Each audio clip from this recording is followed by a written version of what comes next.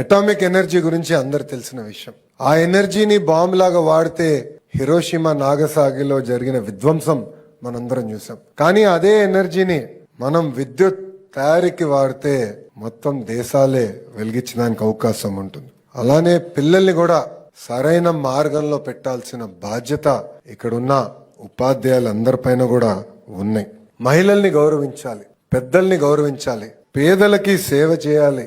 కులం, మతం, ప్రాంతం అన్న పదం మా ఇంట్లో రాకుండా చేశారు నా తల్లి భువనేశ్వరమ్మ.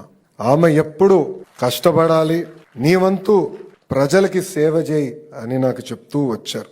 ఈ కార్యక్రమానికి వచ్చే ముందల నేను కూడా మా మిత్రులతో, ప్రజాప్రతినిధులతో మాట్లాడుతూ వచ్చాం. ప్రభుత్వం చేయాల్సింది మేము చేస్తాం, పుస్తకాలు రూపొందిస్తాం, చాగంటి గారు లాంటి గొప్ప వ్యక్తులతో ప్రవచనాలు వచ్చే విధంగా చేస్తాం. కానీ అది సరిపోదు. మార్పు అనేది మన ఇంట్లో మొదలవ్వాలి. తల్లిగా, తండ్రిగా మన పైన ఉన్న అతి పెద్ద బాధ్యత ఇది.